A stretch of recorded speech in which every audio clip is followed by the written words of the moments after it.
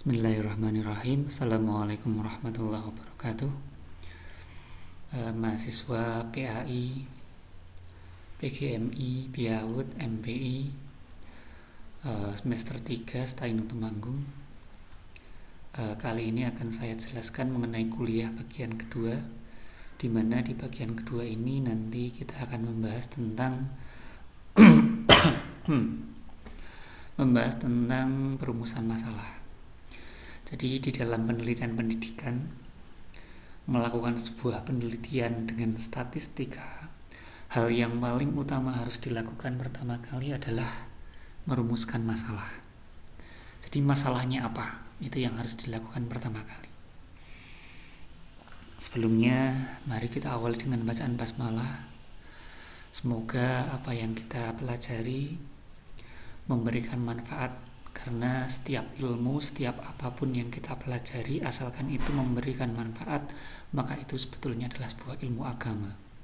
Karena ilmu agama bukan soal kita mempelajari Al-Quran, Al-Hadis, atau matematika, biologi, ataupun apa, tapi bagaimana nanti kita bisa memberikan manfaat dari ilmu yang kita bahas, yang kita pelajari. Bismillahirrahmanirrahim, semoga bermanfaat. Selanjutnya kita akan masuk ke teori dulu. Sebelum saya masuk ke slide dari perumusan masalah, saya terangkan dulu mengenai teori yang sangat fundamental, yang sangat penting di dalam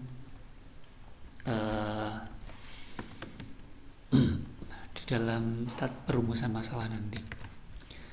Yang pertama, nanti akan ada teori mengenai subjek penelitian.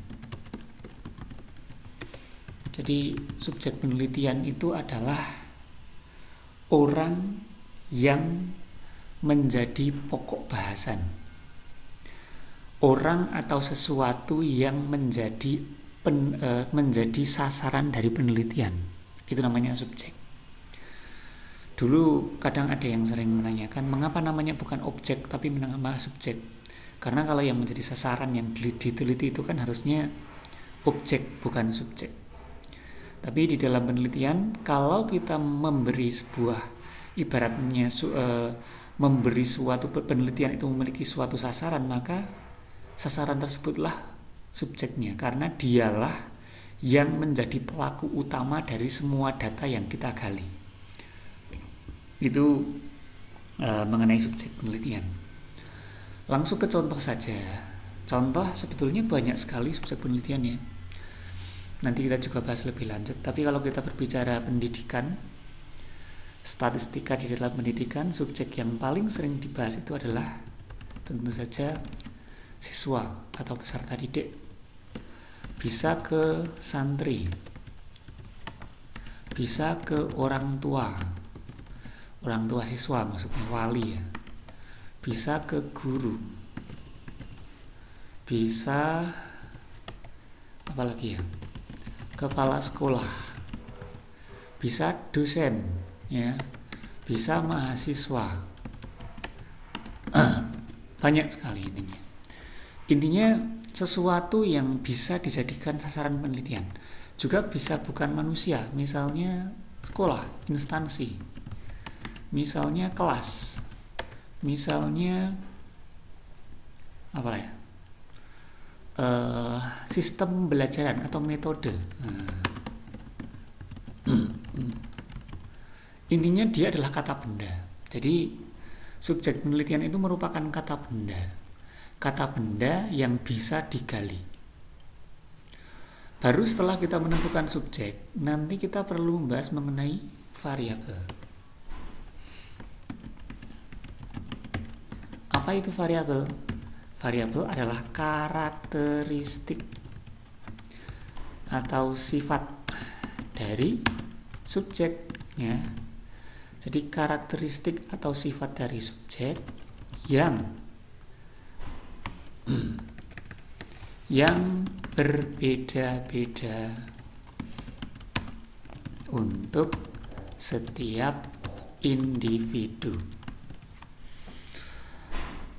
Artinya dia menimbulkan suatu variasi. Makanya disebut variabel, karena di dalamnya ada variasi. Contohnya kita kembali ke atas. Saya contohkan satu saja ya, nanti untuk yang lain Anda bisa pelajari sendiri.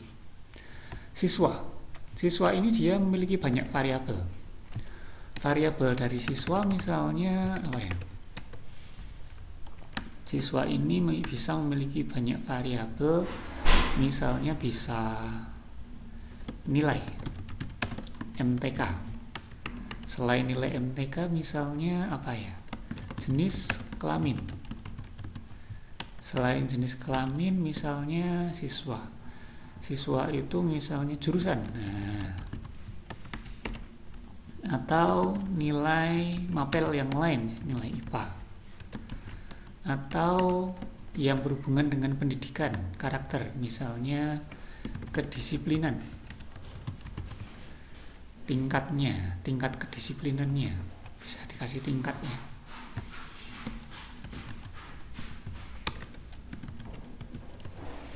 Apalagi misalnya motivasi belajar. Ini adalah variabel-variabel yang bisa digali dari siswa. Sebetulnya kalau digali ini banyak sekali, ya. Tapi ini beberapa yang saya contohkan.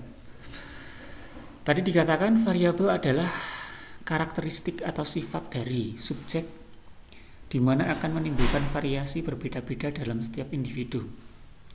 Siswa, misalnya kita pilih 10 orang siswa. Dari 10 orang siswa, kalau kita lihat nilai matematikanya, maka tentu saja akan ada yang tinggi, rendah, 9, 8, ada yang 7, ada yang 2, ada yang 5. Itu namanya variasi. Artinya berbeda-beda untuk setiap individu. Kalau berbeda-beda untuk setiap individu, maka jelas nilai matematika itu variabel. Siswa, jenis kelaminnya ada yang laki-laki, ada yang perempuan. Ada variasi, maka jenis kelamin tentu saja adalah variabel. Tapi ada sesuatu yang mungkin bukan merupakan variabel. Misalnya, apa ya? Jenis makhluknya. Ya. Siswa, jenis makhluknya adalah manusia.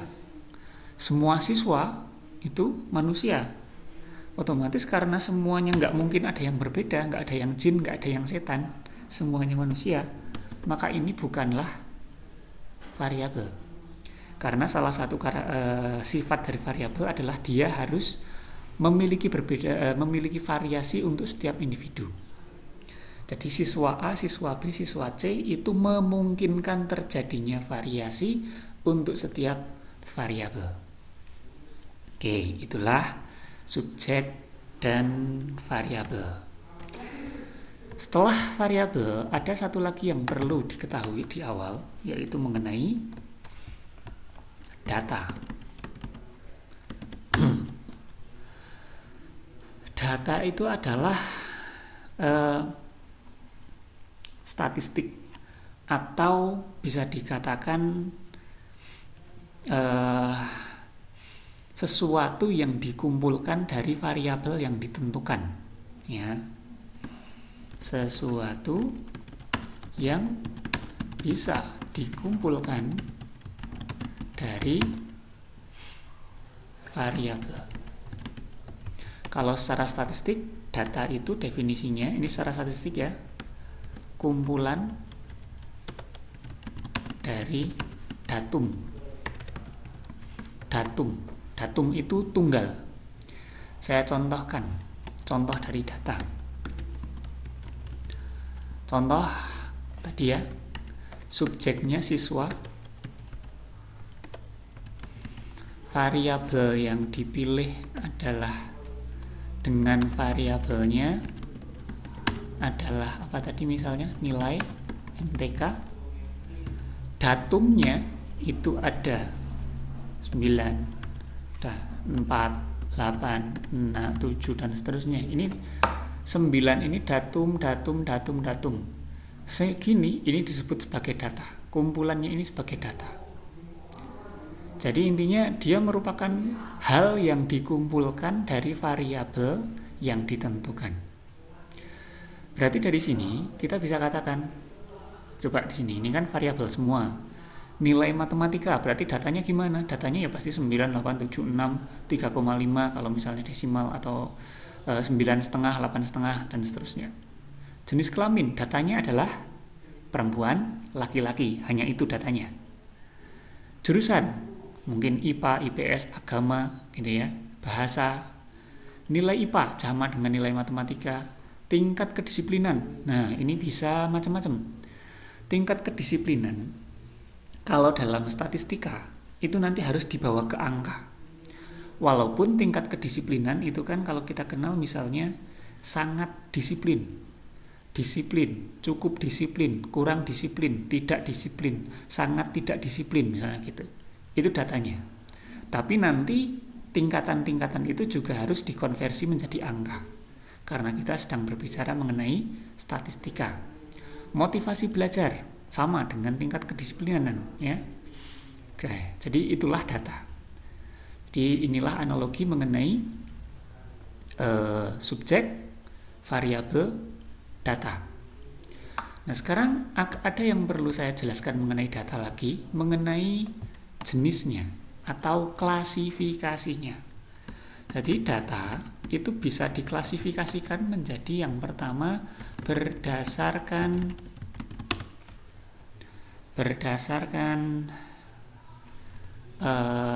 jenis apanya ya, ukurannya.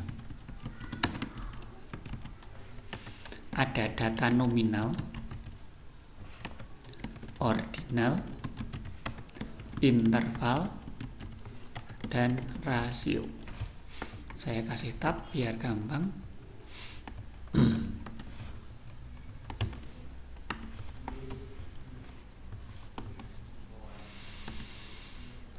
Jadi ukuran data. Jadi data itu berdasarkan ukuran datanya dibagi menjadi 4. Nominal, ordinal, interval, rasio. Apa itu nominal? Nominal itu nama lainnya adalah kategorik atau berkelompok. Jadi dia hanya memiliki satu fungsi. Fungsi dari data nominal itu hanya untuk mengelompokkan. Hanya punya satu fungsi, mengelompokkan, tok. Nggak punya fungsi yang lain. Ya. Nanti kita akan ke contoh biar lebih gampang, tapi kita bahas dulu bawahnya. Ordinal. Ordinal dia bisa untuk mengelompokkan, juga bisa untuk mengurutkan. Interval,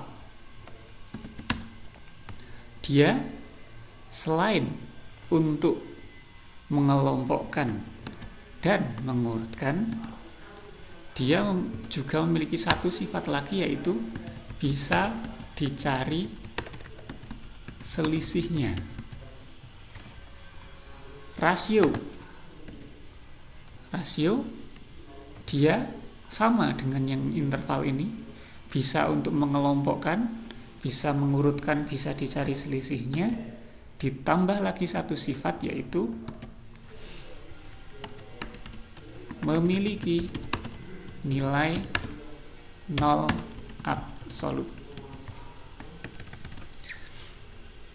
Jadi inilah nominal, ordinal, interval, dan rasio. Kita akan ke contoh biar lebih mudah. Nominal dia hanya punya fungsi untuk mengelompokkan, nggak ada yang lain. Nggak bisa untuk mengurutkan. Kalau di contoh yang data yang ada di variabel-variabel ini, kalau variabel-variabel ini nanti dicari datanya, kita bisa simpulkan. Di sini yang merupakan data nominal adalah jenis kelamin dan jurusan. Karena jenis kelamin laki-laki perempuan itu hanya untuk mengelompokkan, nggak bisa untuk mengurutkan. Nggak bisa kita katakan laki-laki harus di setelah perempuan atau perempuan harus setelah laki-laki, nggak bisa. Karena mereka setara.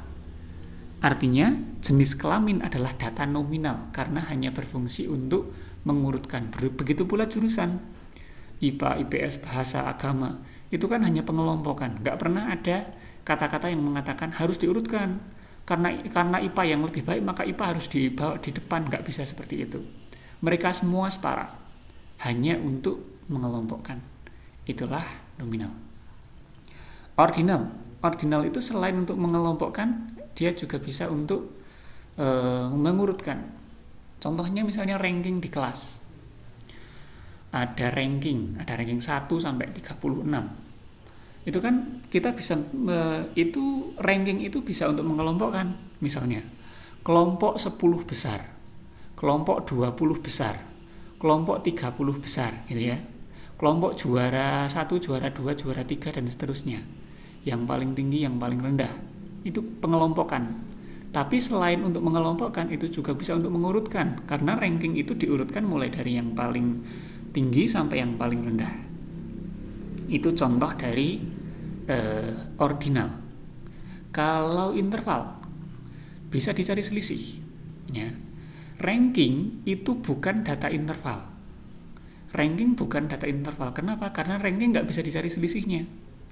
Misalnya gini, ranking 1 dan ranking 2, ya, ranking 1 dan ranking 2 dan ranking 3. Mungkin saya beri ilustrasi sebentar.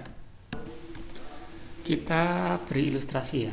Ilustrasi mengapa kok ranking itu tidak bisa dikatakan sebagai data ordinal.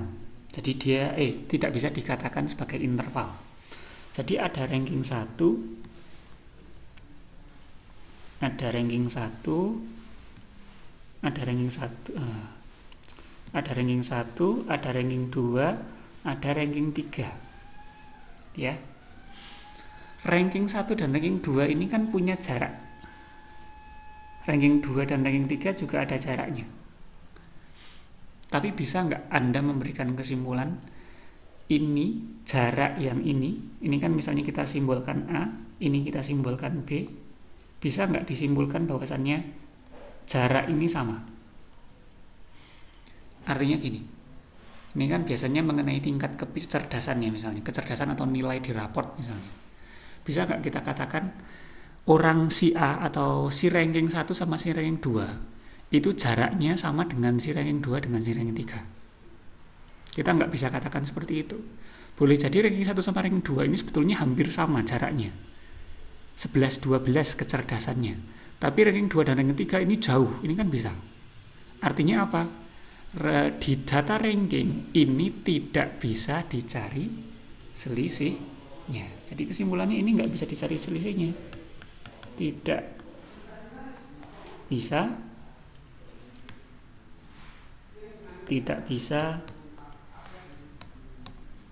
dicari selisihnya.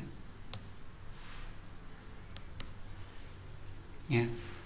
Ini nggak bisa dicari selisihnya. Artinya kalau tidak bisa dicari selisihnya, maka kesimpulannya ini bukan data ordinal. Ya. Karena tidak bisa dicari selisihnya. Padahal tadi syarat dari data interval tadi salah ya. Kok bukan data ordinal? Bukan data apa? Bukan data interval. Karena apa? Karena syarat dari data interval itu adalah dia bisa dicari selisihnya. Ya, contoh di sini yang merupakan data interval itu misalnya nilai matematika. Nah, ini jelas interval. Kenapa? Karena bisa untuk mengelompokkan. Bisa diurutkan kan? Angka nilai 1 sampai nilai 9 itu bisa diurutkan. Lalu bisa dicari selisihnya, jelas. Kalau ada orang yang nilai matematikanya 9 sama nilai matematikanya 7, berarti selisihnya adalah 2. Artinya apa? Artinya bisa dicari selisihnya. Berarti nilai matematika itu nilai adalah data interval, ya. Oke. Atau misalnya kalau mahasiswa ya. Saya kasihkan contoh untuk mahasiswa misalnya. Mahasiswa ini dia punya variabel nilai IPK. Kalau siswa kan nggak punya. IPK mulai dari ada yang 2, sekian, 3, sekian, ada yang 4 bahkan. itu merupakan data interval. Kenapa data interval? Karena bisa untuk mengelompokkan, ya. Kelompok IPK di atas 3, kelompok IPK di atas 2 sampai 3, kelompok IPK di atas 1 misalnya. Bisa diurutkan, jelas. Kita bisa mengurutkan mahasiswa mulai dari yang IPK-nya terendah sampai yang tertinggi. Bisa dicari selisihnya, bisa. Orang yang IPK-nya 4 sama orang yang IPK-nya 3 berarti selisihnya 1. Jelas. Otomatis apa? Nilai IPK adalah data interval. Nah, sekarang kita akan ke rasio.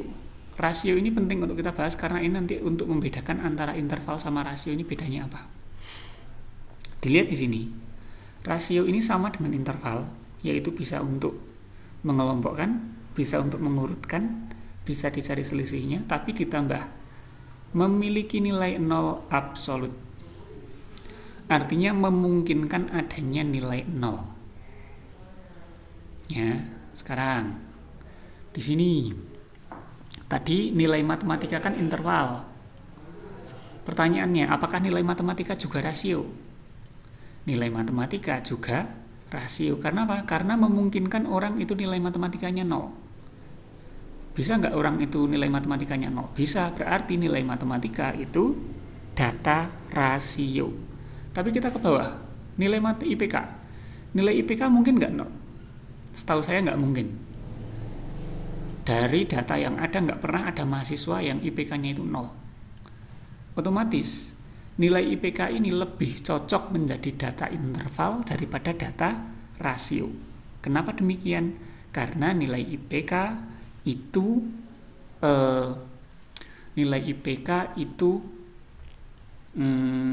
tidak memungkinkan adanya nilai 0. Contoh yang lain yang bisa kita buat pembanding antara nilai misalnya.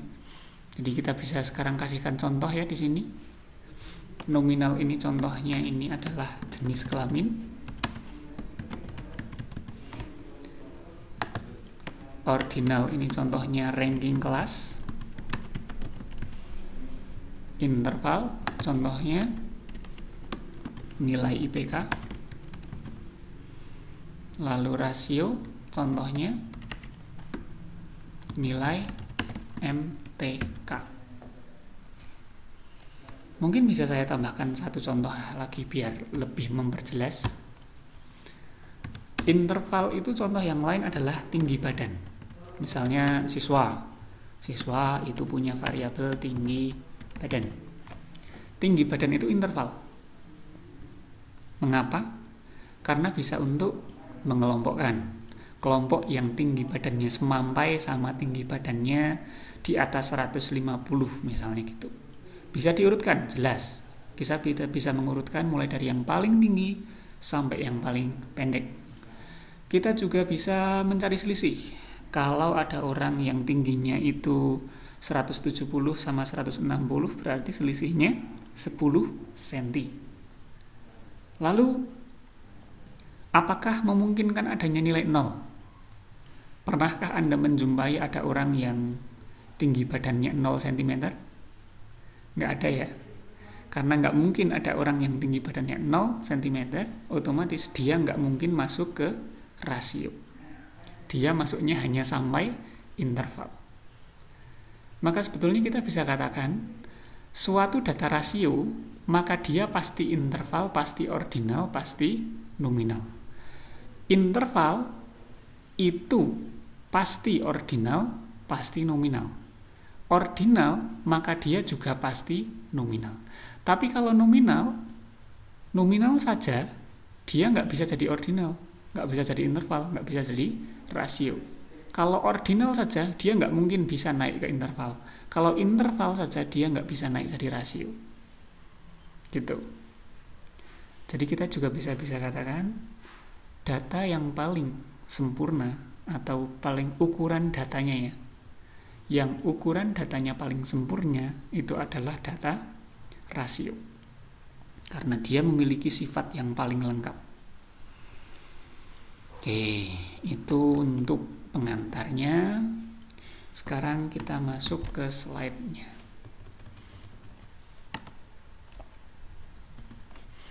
Oke, Kita masuk ke perumusan masalah. Yang pertama mengenai statistika dan statistik.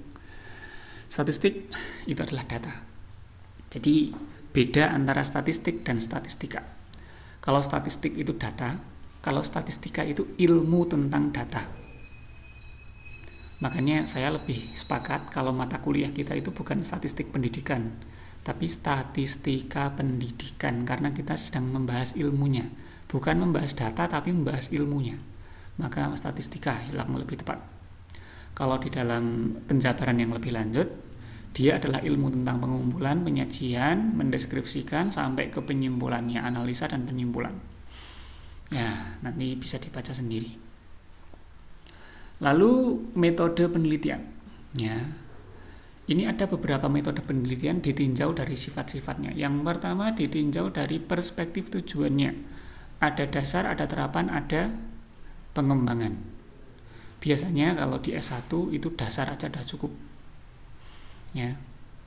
Lalu kalau berdasarkan tingkat kealamiahannya, ada eksperimen, survei, sama naturalistik. Naturalistik itu biasanya berkaitan dengan sesuatu yang sudah ada. Survei itu kaitannya dengan kita ke lapangan lalu mengumpulkan data. Eksperimen ini kaitannya biasanya dengan sesuatu yang harus diberi perlakuan pada suatu data. Tentang ini nggak terlalu penting. Yang paling penting tentu saja ada pada yang setelahnya nanti. Berdasarkan tempatnya, ada laboratorium, ada kepustakaan, ada lapangan. Ya. Jadi kalau laboratorium itu biasanya tentang MIPA, kalau kepustakaan itu biasanya kaitannya dengan literasi, kalau lapangan itu biasanya tentang lapangan artinya di dunia luar gitu. Kalau yang akan kita lakukan nanti itu yang ini, yang lapangan. Karena kita bukan studi literatur, juga nggak pakai laboratorium, kita akan ke lapangan. Lapangan kalau statistika pendidikan mungkin sekolah, mungkin universitas, mungkin sekolah, mungkin TPQ, mungkin madrasah, dan seterusnya. Berdasarkan jenis datanya, ada kualitatif, kuantitatif. Kualitatif itu datanya berbentuk narasi ucapan, narasi dari suatu pendeskripsian secara kualitatif. Itu misalnya kita berbicara mengenai kepala sekolah. Kepala sekolah ini gimana pendapatnya? Dia memiliki visi misi seperti apa? Nah, itu dideskripsikan secara kualitatif. Kalau kuantitatif itu angka. Tadi ya, nilai matematika, nilai IPK, itu kan semua adalah kuantitatif. Kalau kita berbicara statistika pendidikan, maka yang akan kita pakai adalah kuantitatif. Lalu kalau berdasarkan perspektif tingkat eksploitasinya atau eksplanasinya, kedalamannya, ada deskriptif yang paling dasar, ada asosiatif yaitu membandingkan antara dua variabel, ada komparatif yaitu membandingkan antara dua kelompok. Saya ulangi, deskriptif yang paling dasar. Kalau dalam perkuliahan kita, deskriptif ini akan kita pelajari nanti sampai sebelum UTS. Setelah UTS baru nanti kita akan lebih dalam, lebih ke asosiatif dan komparatif. Asosiatif atau korelasi ini adalah hubungan. Hubungan antar apa? Hubungan antar variabel. Diingat-ingat, hubungannya bukan antar kelompok tapi antar variabel. Tapi kalau komparatif itu membandingkan antara dua kelompok atau lebih. Yang dibandingkan adalah kelompok, bukan variabel. Jadi ada kelompok A, kelompok B dibandingkan. Itu namanya penelitian komparatif. Oke. Jadi kita bisa katakan sampai sini aja wes, nggak usah kebayang ke belakang-belakang. Kalau dari jenis datanya, nanti di statistika jelas datanya kuantitatif. Kalau berdasarkan tingkat keeksplanasinya, nanti kita akan bertahap mulai dari deskriptif, lalu memilih nanti, karena ini nggak bisa ada dua-duanya. Nanti masing-masing kelompok boleh memilih, mau asosiatif atau mau komparatif. Oke, sekarang langkahnya. Langkahnya yang pertama adalah menentukan subjek. Tadi sudah kita bahas ya. Yang pertama itu subjek dulu yang ditentukan. Mau ngapain, mau siapa. Siapanya dulu yang ditentukan. Apakah mahasiswa, apakah siswa, apakah santri, apakah dosen, apakah guru, tapi biasanya yang paling umum itu kalau enggak siswa ya mahasiswa atau guru, itu yang paling sering dipakai oleh mahasiswa pendidikan. Lalu menentukan variabel karakternya atau variabelnya, tadi kita sudah bahas. Setelah ditentukan subjeknya, tentukan variabel yang paling penting. Variabel yang paling penting yang kira-kira dia berpotensi menarik untuk diteliti. Tadi misalnya, saya pengen subjeknya siswa, variabelnya nilai matematika. Ketika ditanya kenapa yang dipilih nilai matematika, karena nilai matematika di sekolah yang ada di rumah saya, di dekat rumah saya itu kok nilainya kok bisa rendah semua. Saya pengen teliti ini sebabnya apa, misalnya gitu. Ya, itu langkah pertama, menentukan subjek dan menentukan variabel. Lalu selanjutnya menentukan permasalahannya. Lalu setelah itu nanti tinggal ditentukan, jika penelitiannya korelasi, maka hipotesanya seperti ini. Ini saya minta Anda bisa screenshot yang paling bawah ini. Screenshot boleh atau intinya catat juga boleh. Karena ini nanti tujuan akhir dari perkuliahan kita hari ini itu nanti menentukan di sini. Kalau penelitian yang dituju itu adalah korelasi atau asosiasi atau hubungan, maka hipotesanya adalah terdapat hubungan antara variabel A, variabel X, dan variabel Y, gitu aja boleh. Terdapat hubungan antara variabel X dan variabel Y. Kalau yang dipilih itu penelitiannya adalah komparasi, maka hipotesanya terdapat perbedaan. Namanya juga komparasi, membandingkan. Kan setelah dibandingkan kita ingin tahu ada perbedaan atau enggak. Di sini dikatakan terdapat perbedaan antara kelompok A dengan kelompok B. Tapi tentu saja berkaitan dengan variabel yang dipilih. Yang dipilih yang mana? Yang ini. Kan tadi sudah menentukan variabel dulu, baru ke sini. Oke, ya. Kalau deskriptif itu sebelum ke sana. Jadi nanti di awal sebelum UTS sebetulnya kita sudah membahas deskriptif. Artinya penelitian deskriptif adalah penelitian yang dicapai sebelum melakukan penelitian asosiatif dan komparatif.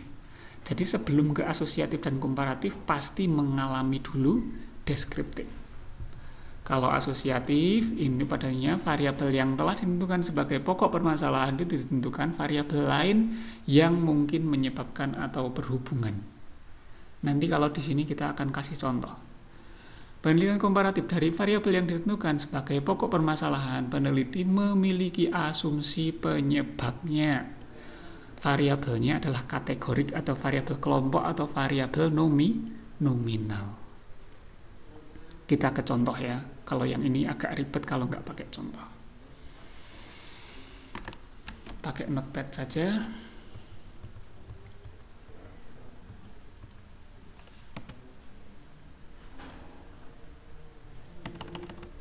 Ya, kita akan masuk ke apa yang harus Anda lakukan sekarang di dalam tugas pertama di perkuliahan kedua kita ini. Ya, ini tugas pertama ya. Tugas 1. Di mana tugas 1 ini akan menjabarkan contoh dari slide terakhir tadi. Yang pertama, tentukan dulu subjek. Subjeknya yang jelas ya. Jelas itu misalnya, saya contohkan. 20 siswa apa misalnya? SD kelas dulu. Kelas 4 SD Sukamulya misalnya. Yang jelas itu artinya jumlahnya, letaknya di mana, kelas berapa, itu ditentukan dengan jelas. Variabel. Tadi ya sudah dibahas. Variabel adalah karakteristik. Tapi variabel yang Anda harus tentukan di sini adalah variabel yang paling menimbulkan potensi masalah. yang paling menarik untuk diteliti. Silakan Anda mencari variabel apapun, dan contohnya nggak harus siswa ya. Ini kan hanya contoh. Anda kalau mau pakai santri boleh, pakai guru boleh, mahasiswa juga boleh, mahasiswa sekelas Anda boleh, orang tua juga boleh. Tapi saya sarankan pilih yang mudah, karena ini penelitian lapangan, artinya Anda nanti terjun ke lapangan langsung. Variabelnya misalnya saya pakai yang mudah, nilai matematika. Lalu setelah itu ditentukan jenis penelitian. Jenis penelitiannya apakah asosiatif atau komparatif. Saya contohkan kalau asosiatif. Kalau asosiatif, misalnya Anda menentukan asosiatif. Artinya, tentukanlah variabel lain. Variabel lain yang berhubungan. Berhubungan dengan apa? Berhubungan dengan variabel yang ini. Dengan variabel yang telah ditentukan di awal. Kan nilai matematika dianggap variabel yang sangat bermasalah. Maka setelahnya ditentukan variabel lain yang berhubungan. Misalnya motivasi belajar.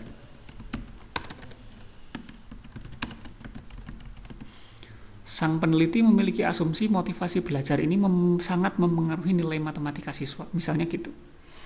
Asumsi ya. Asumsi itu bukan kesimpulan. Jadi itulah yang ingin dibuktikan. Baru setelah itu buatlah hipotesa.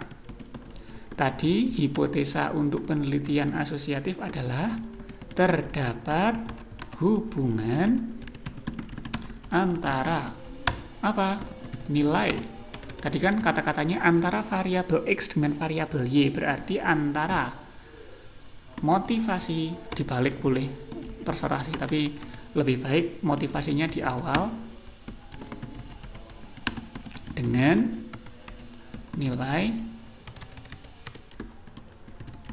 matematika. Inilah hipotesa. Kalau ada yang tanya, Pak, hipotesa itu apa sih? Hipotesa adalah dugaan sementara. Artinya kalau dugaan ini perlu dibuktikan. Bagaimana Pak cara membuktikannya? Nanti pembuktiannya ada di tugas 8. Jadi ada 8 tugas di dalam perkuliahan ini, tapi tugasnya gampang-gampang kok, cuma bikin kayak gini dok. Bikin kayak gini sama SPSS nanti. Pada intinya nanti hipotesa ini, dugaan ini akan dibuktikan nanti di tugas 8. Bener nggak? Ada hubungan antara motivasi belajar dan nilai matematika. Ya, ini contoh kalau jenis penelitian yang dipilih adalah asosiatif. Coba sekarang kita akan asumsikan misalnya kita pengen yang lain. Misalnya saya rubah sama, sampai sini sama, tapi yang dipilih itu jenis penelitiannya komparatif. Maka di sini perlu ditentukan variabel nominal yang dipilih, ya. Mengapa variabel nominal? Coba kita kembali ke slide-nya lagi tadi.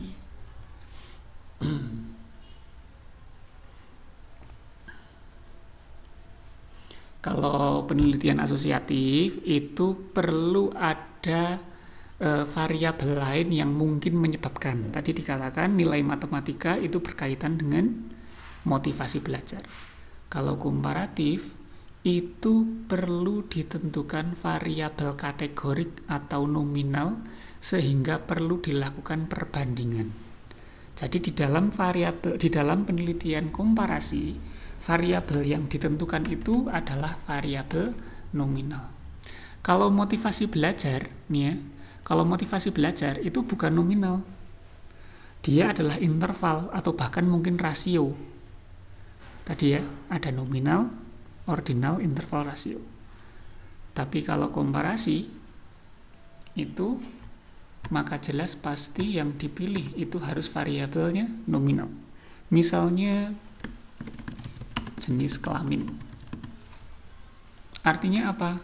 Kalau yang dipilih adalah jenis kelamin, maka sang peneliti itu punya asumsi nilai matematikanya dari 20 orang siswa yang dipilih itu berbeda-beda, ternyata sangat dipengaruhi oleh jenis kelamin. Artinya apa? Yang putri misalnya, siswa putri itu nilainya jauh lebih tinggi daripada siswa yang putra, misalnya kayak gitu.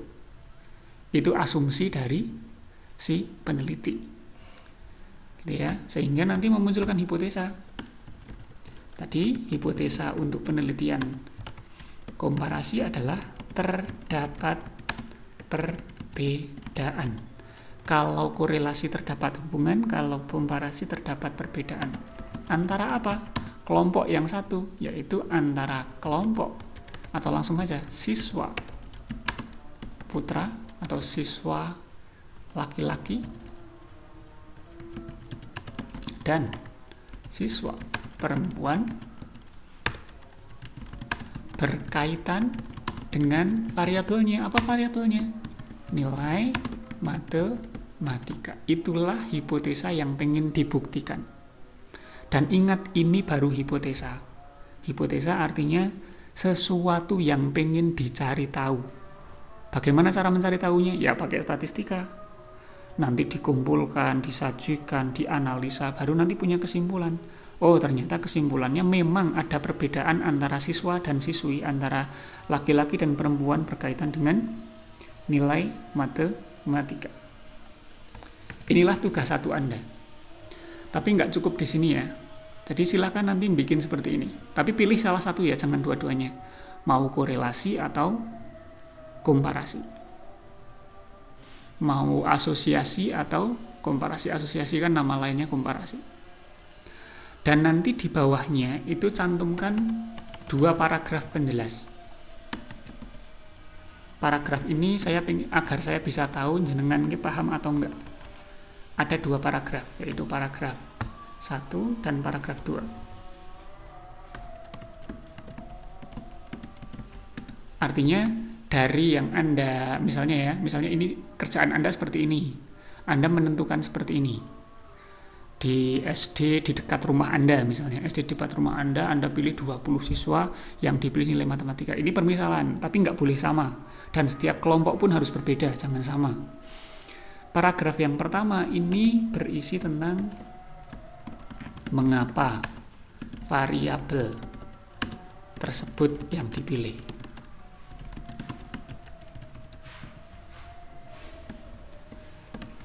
Jadi paragraf pertama itu menjelaskan alasan mengapa kok variabel pertama yang dipilih. Artinya mengapa kok nilai matematikanya yang dipilih. Dari 20 siswa yang dipilih, mengapa kok nilai matematika yang ingin dikaji. Itu Anda jelaskan alasannya di paragraf pertama.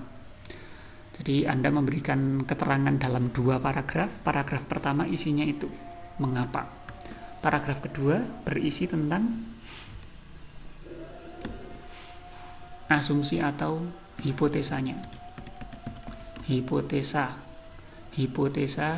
penjelasannya, atau gini aja, penjelasan hipotesanya.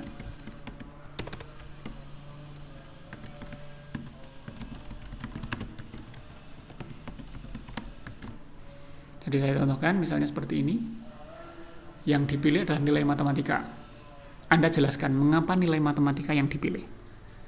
Di paragraf kedua, itu Anda menjelaskan hipotesa, terdapat hubungan antara, ini. Anda jelaskan, mengapa kok motivasi belajar yang dipilih misalnya. Lalu kira-kira benar-benar akan ada perbedaan nggak? Perbedaannya nanti seperti apa? Nah, Anda jelaskan dengan kalimat Anda sendiri. Lalu Anda memiliki asumsi bagaimana? Apakah benar nanti di akhir akan ada hubungan antara motivasi belajar dan nilai matematika? Begitu pula dengan kalau Anda penelitian yang komparatif ya. Kalau penelitiannya komparatif pun sama. Nanti Anda lakukan hal yang sama seperti ini. Lalu jelaskan dalam 2 paragraf. Itulah tugas 1. Jadi tugas 1-nya itu cuma bikin seperti ini. Tulis dalam Microsoft Word, lalu nanti dikumpulkan via Dropbox.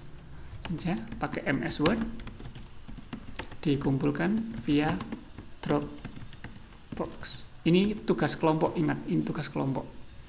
Kelompoknya nanti saya share via WA saja.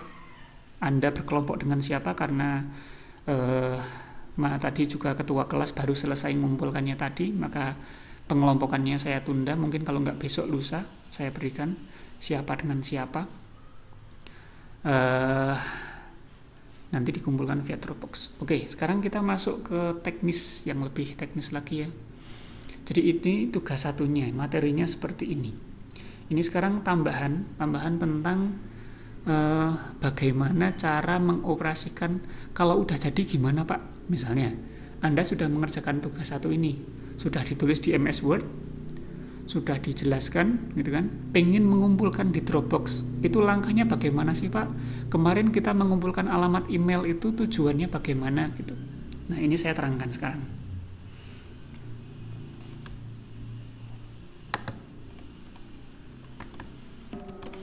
Jadi saya harap setiap mahasiswa sudah menginstal Dropbox di HP-nya masing-masing, sebagaimana yang sudah dibahas kemarin. Jadi Dropbox itu selain bisa diinstal di HP, juga bisa dibuka di web ya. Jadi pergi aja langsung ke dropbox.com. Itu kalau mau masuk via web. Jadi kalau masuk ke website itu tinggal masuk ke dropbox.com. Jadi ini tampilan dropbox.com via desktop. Kalau pakai laptop, jadi file-file kita itu ada di sini ya, all files. Tinggal dibuka aja all files, nanti akan muncul semua file yang kita simpan di Dropbox. Seperti yang saya katakan kemarin, Dropbox adalah file yang nanti harapannya jadi database semua kita. Nanti kita bisa melihat data-data kita. Jadi kalau Anda mengumpulkan di situ, maka saya juga bisa lihat. Kalau saya mengumpulkan di situ, maka mahasiswa juga bisa lihat. Jadi gitu. Intinya dia adalah database, folder bersama gitu aja intinya gitu. Nah di sini saya contohkan ya. Saya contohkan.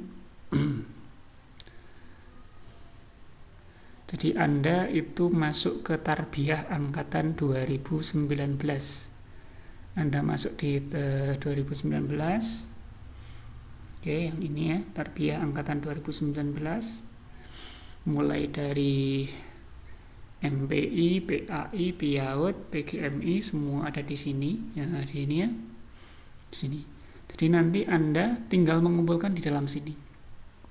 Tapi kan semua mungkin tidak punya laptop, maka saya sarankan pakai HP aja. Kalau pakai HP gimana? Kalau pakai HP lebih mudah lagi. Kalau pakai HP nanti kan seperti ini tampilannya.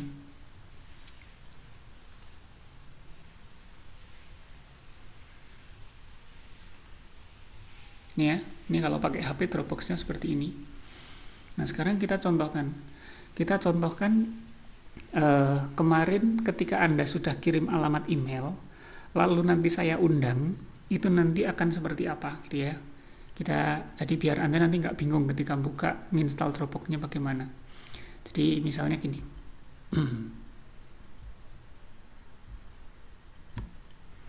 Jadi ada di folder. Jadi nanti folder ini, folder Tarbiyah angkatan 2019 ini nanti akan saya share ke kemarin mahasiswa yang sudah mengirimkan alamat email. Jadi ini akan saya share. Ya, saya contohkan ke alamat email saya, alamat email fake account atau alamat yang palsu ya. Jadi tadi saya sudah membuat alamat khusus untuk membuat video ini. Jadi saya share di sini, saya share untuk semua mahasiswa nanti. Tapi di sini saya contohkan untuk alamat email saya, biar nanti Anda nggak bingung nanti seperti apa. Jadi saya punya alamat email palsu atau alamat email second lah, atau yang bukan alamat asli saya.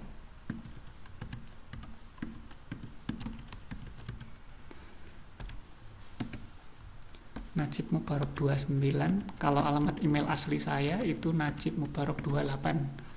Nah ini Najib Mubarok 29 ini nanti saya add, artinya saya undang untuk bisa mengakses folder Tarbiyah 2019. Jadi ini saya add. saya invite intinya ya, saya share ke mahasiswa yang bernama Najib tadi.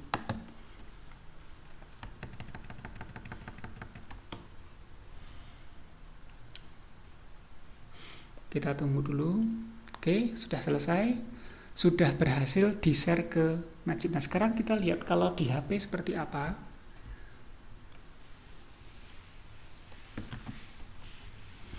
Bentar ya. Oke, jadi kalau tampilan lewat HP seperti ini. Jadi ketika Anda membuka Dropbox untuk pertama kali nanti seperti ini. Seperti yang saya katakan kemarin, nggak perlu daftar, langsung saja masuk dengan akun Google. Dan ingat, masuknya ini harus dengan akun yang kemarin dikirimkan ke saya. Ya, masuknya harus dengan alamat email yang kemarin dikasihkan ke saya. Ini saya klik, masuk dengan akun Google. Nah, di sini saya pilih yang ini. Najib Mubarak 29 ya. Misalnya ini adalah nama Anda, nama mahasiswa yang tadi sudah saya invite tadi ya, yang saya invite lewat web tadi. Saya pilih.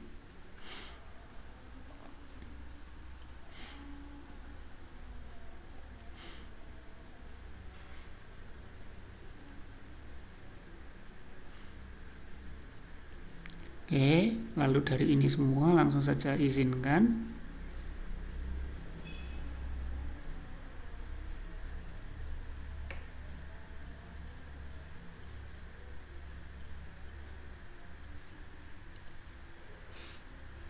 Bentar, cukup lama.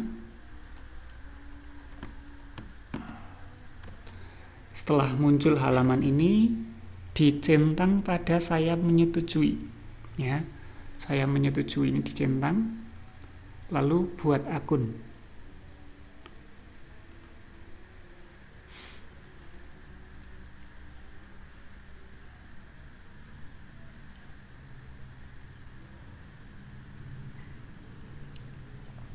Oke, setelah itu ini jangan bentar, hilang lagi. Setelah itu ketika muncul seperti ini, itu jangan ini ya, jangan klik yang bawah ini, tapi klik atas ini. Jadi nggak perlu try untuk Dropbox Plus, ya, nggak perlu untuk pakai Dropbox yang biasa aja. Jadi ini di close saja. Di close. Nah, baru setelah seperti ini lewatkan saja.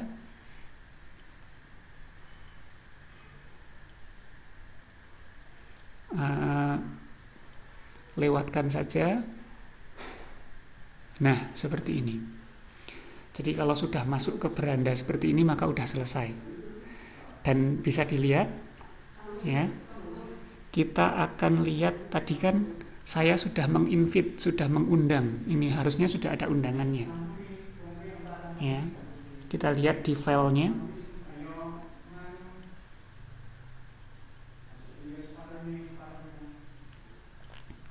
Kita lihat di sharing.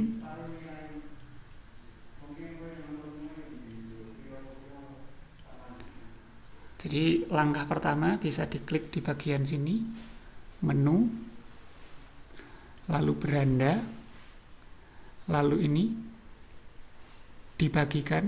Nah, dilihat di sini. Dibagikan ini muncul statistik Tarbiyah angkatan 2019. Jadi pada intinya, karena tadi saya selaku pemilik folder, sudah membagikan ke akun Najib 29 tadi, Najib Mubarak 2029, maka ini HP saya yang saya masuk dengan menggunakan akun tadi itu pada bagian ini, saya ulangi ya, di tab beranda, lalu bukan yang paling pojok sini tapi yang paling tengah ini yang dibagikan, sudah muncul Tarbiyah, di mana ini adalah file-file yang sama dengan yang tadi. Pada bagian ini klik tambahkan ke Dropbox. Artinya apa? File yang saya bagikan ini menjadi juga file Anda. Menjadi file semua mahasiswa. Jadi ketika Anda merubah file di dalam folder, maka semua akan bisa melihatnya. Anda mengumpulkan tugas, saya juga bisa melihatnya. Seperti itu. Tambahkan ke Dropbox, tinggal diklik.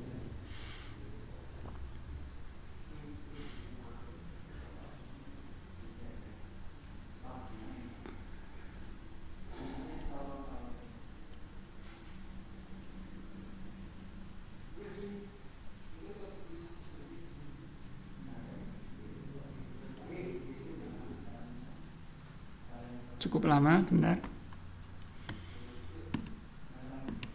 Dan akhirnya foldernya sudah masuk ke Dropbox Anda. Jadi misalnya ini saya keluar dari Dropbox ya. Saya keluar, maka ketika pertama kali Anda membuka Dropbox nanti, ketika membuka Dropbox, maka yang akan muncul adalah langsung Tarbiyah Angkatan 2019. Nggak lagi dimuncul di tab, nggak harus ke sini ya. Tadi kan harus ke sini, beranda, lalu dibagikan gitu ya. Kan tadi di sini. Nah, di sini juga ada, cuman sekarang sudah masuk ke file Anda. Jadi bukan lagi di beranda tapi di file. Di file sudah muncul Tarbiyah 2019. Kalau Anda kok dari kelas PAIA misalnya ya, tinggal diklik aja, klik PAIA gitu ya. Anda kelompok berapa? Misalnya Anda kelompok 1. Sama ini juga di bawahnya ini, di bagian paling bawah ini kelompok 1 misalnya ya, Anda kelompok 1. Pengen mengumpulkan tugas 1, ya udah tinggal klik aja nih plus, lalu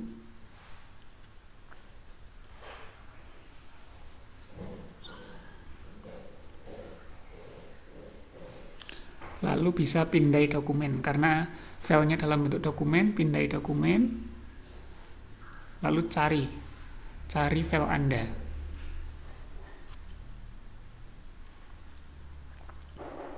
Maaf, bukan pindai dokumen ya.